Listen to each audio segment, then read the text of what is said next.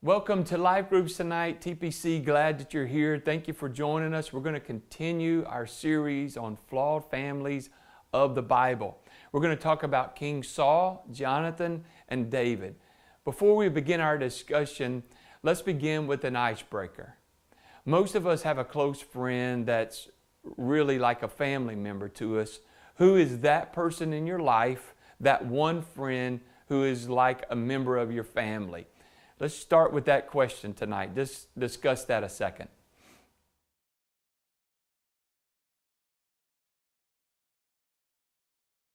Well, have you ever met someone and after spending a little bit of time with them, you walked away thinking, man, they seem to be a really good person.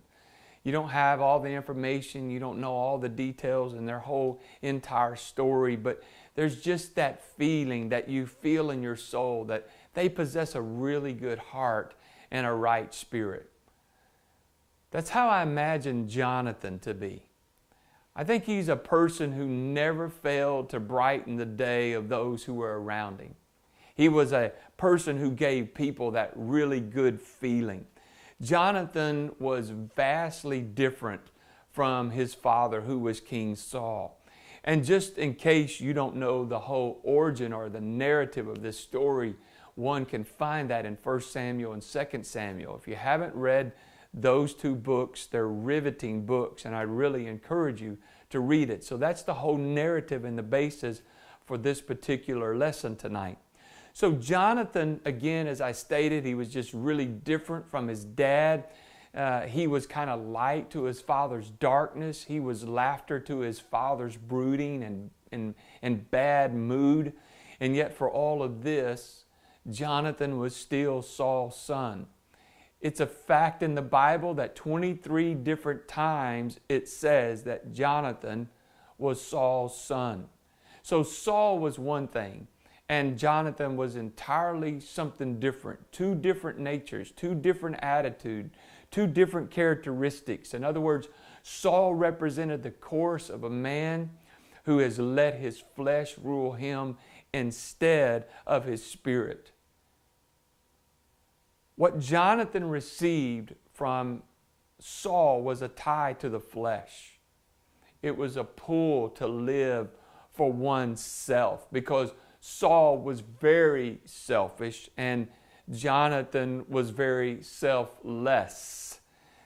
But this was the legacy that Saul was handing down to Jonathan. It was a legacy of selfishness. It was a legacy of being very insecure, afraid of others.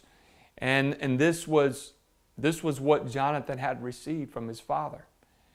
Who we are and where we come from, those are things that most of us hold dear. Where we were raised, where we were born, our parents, the people around us. And yet sometimes those very things can limit us and cause us to take a narrow view of ourselves and our future.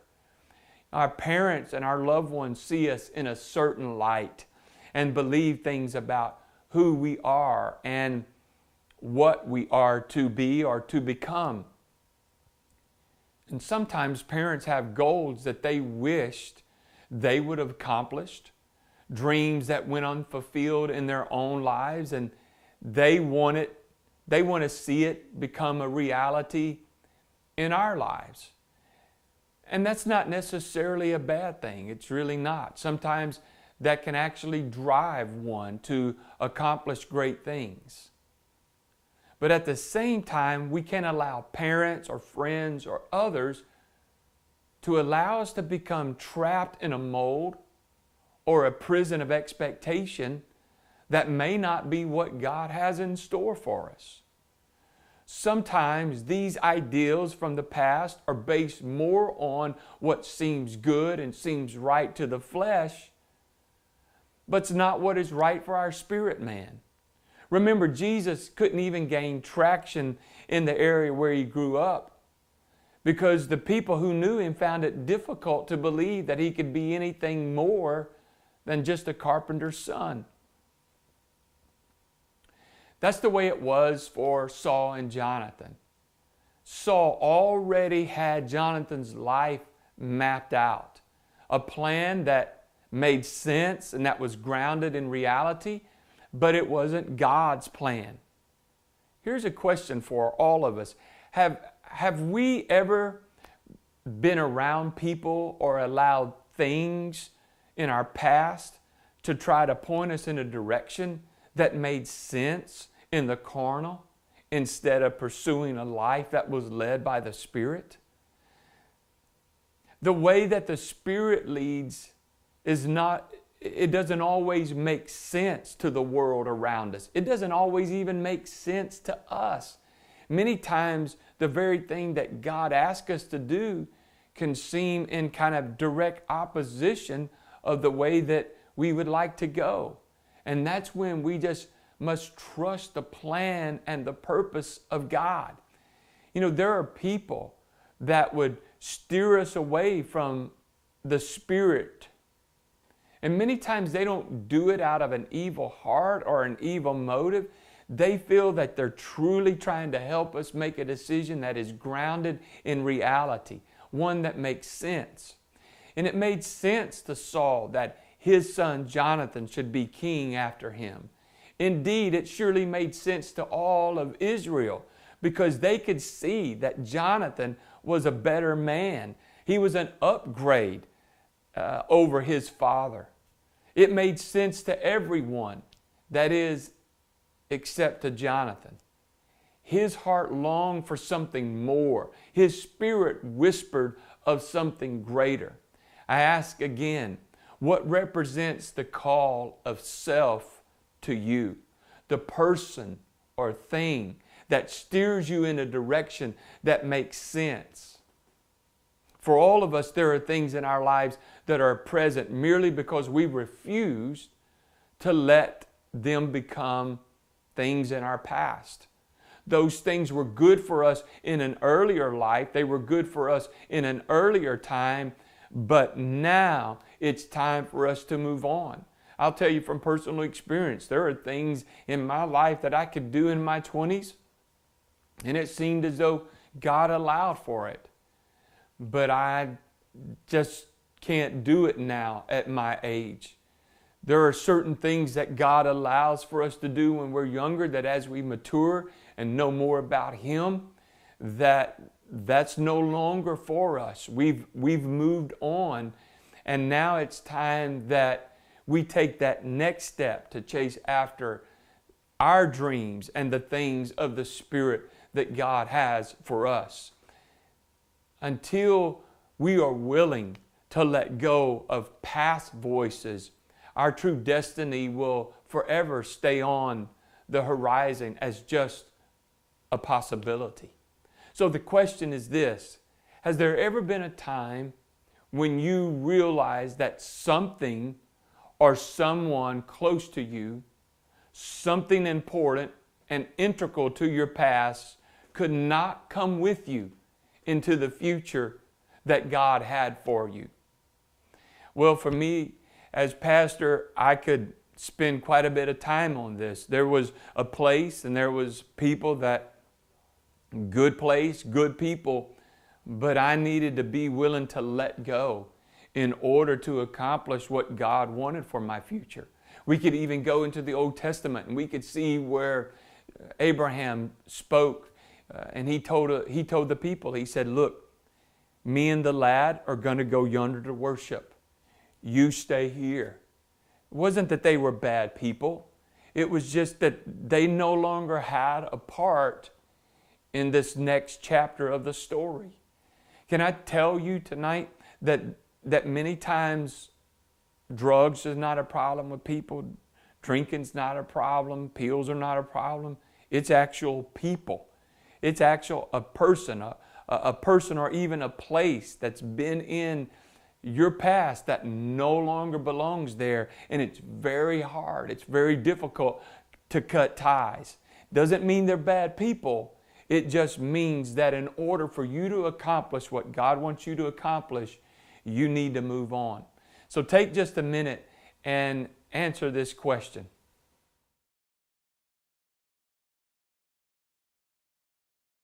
Now, into this troubled family dynamic It was already trouble between Jonathan and Saul. There was dissension there, but now steps a man named David. And overnight, the legend of David, the giant slayer, was born. And it wasn't long before people were singing David's praises more loudly than they were singing King Saul's. With everything that David did, his stock rose and then Saul's plummeted.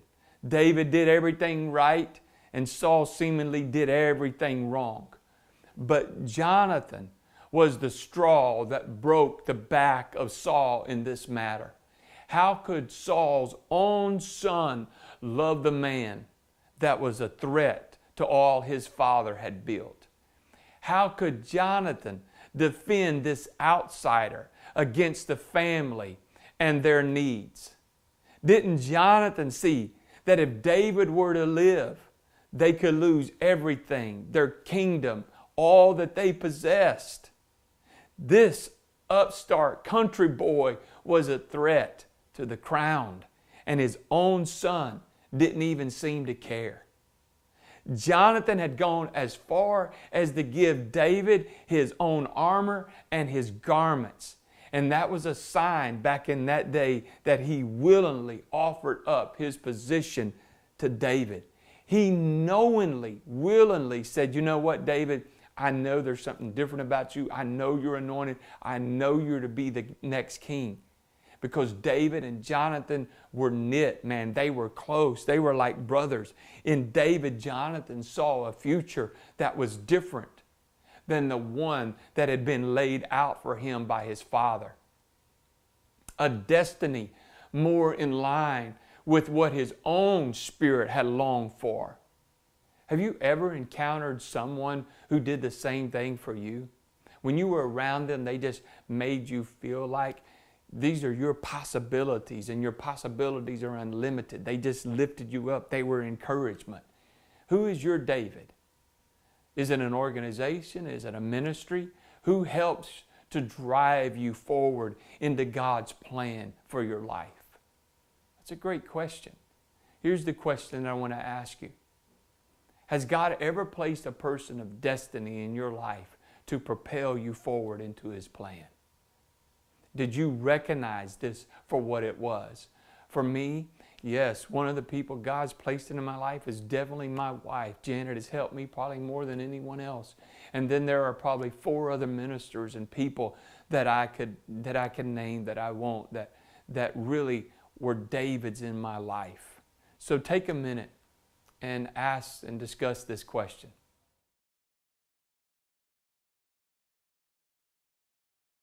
What separates all of us from the rest of God's creation is free will, the ability to choose. Therefore, the most elevated form of worship that we can offer to God is our choice. Giving Him the one thing He wants, and that is us. He wants us. We can offer Him ourselves, choosing Him above everything else.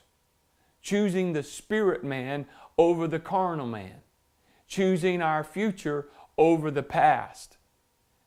As I've said earlier in the lesson, Saul was a connection to the flesh. He was a man who lived for himself and by himself. He was extremely self-centered, extremely egotistical, extremely narcissistic. A man who he lived in the past and he was unable to accept the future that God had ordained. David was a connection to the Spirit, a man who sought after God and followed His statute. The Bible tells us, and we know this, it's kind of famous, that David was a man after God's own heart. He had been given a promise for his future. Saul's future, on the other hand, was cursed, but David's future was blessed.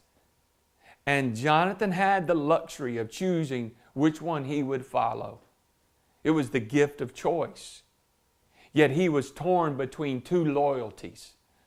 A loyalty to David that flowed from his heart, and a loyalty to Saul that was rooted in his head. A desire for the flesh and a desire for the spirit.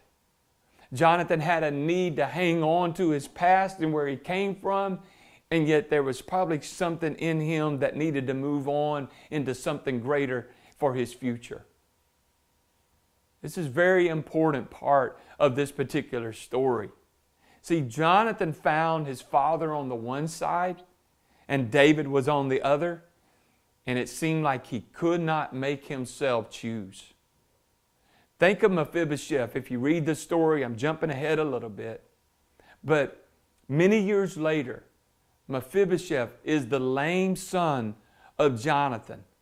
He is the lone survivor of this family. And he came before David, practically a beggar. I'm speaking about Mephibosheth. But just because of Mephibosheth's connection to Jonathan, it was his son, Mephibosheth was given all the luxuries of the king and the palace without the responsibilities of any of it. So I'm going to say that again. In other words, Mephibosheth was able to come to the palace and have all the luxuries of the palace. He didn't have to make any hard decisions. He didn't have any wars to fight. He didn't have any legal battles to dispute. He had all the opulence of the king without any of the headache. And guess what? That should have been Jonathan's fate. It should have been Jonathan sitting at the table with David, offering advice, being a support, strengthening David's hand, being his second in command. But instead, Jonathan was slain on the slopes of Gilboa by the Philistine archers who were trying to take out King Saul. And as Saul fled toward his fated suicide, Jonathan perished alone on the side of a mountain. All because he couldn't make a choice. This is so powerful to me. He had been willing to step aside and let David be king. He had no problem being the second man, supporting David, strengthening David. But what he could not seem to do was detach himself from the voice of the past, to remove those ties that tied him to the flesh and that sought to drag him away from his destiny. There are times when we seem like David. We seem full of faith and we just seem blessed of God. And then there's times we look in the mirror and we all see a Saul inside of us, a selfish person, a person that's sometimes insecure and afraid of others. We see that many times in ourselves. There are times that we are just self-centered and we have a strong streak in all of us that says, you know what, I'm just going to do things my way. And we have found that in probably all of ourselves. Something else we found is a person that's stuck between two loves, the past and the future, the flesh and the spirit, Saul and David. We've had our ties to both, our connections that pull us this way and that way. Family, friends, you name it, they all serve to pull us either closer to our carnal man or closer to our spiritual man. Jonathan just seemingly couldn't make the choice. He could see, no doubt, the greatness of his future alongside of David and serving with him, yet he couldn't let go of the past. He couldn't let go of Saul and where he had come from. Can you? What's more important to you? Where you've come from or where you want to go? What's more important, your past or your future? The flesh or the spirit? Saul or David? And guess what? The choice is ours, and it's really a choice that we've got to make every day. The question cannot be asked in any better way than what our Lord posed it to the disciples. He said this, "Lovest thou me more than these?" What a great question. So here it is. sometimes not making a choice is just as bad as making the wrong choice. You know what? We've probably all been there. It's difficult for us to make the choice sometimes to see the greatness of our future and yet still stay loyal to our family in the past. And that's a very difficult choice to make. But I want to encourage you to know that following after the Spirit and following after what God has for you is more important than anything else. Is it difficult to have those healthy boundaries and say no to a family member or to a friend or even to your past? Yes, but it's greater to embrace the plan that God has for your life. Here's what I want you to do. I want you to answer this question. Sometimes not making a choice is just as bad as making the wrong choice. Has there been a time in the past that you found yourself at this type of impasse? And what would you do differently? Well, I could take another 20 minutes to answer that question, but I want you to take some time and finish out this lesson. This is a great question. Have a great discussion. God bless you.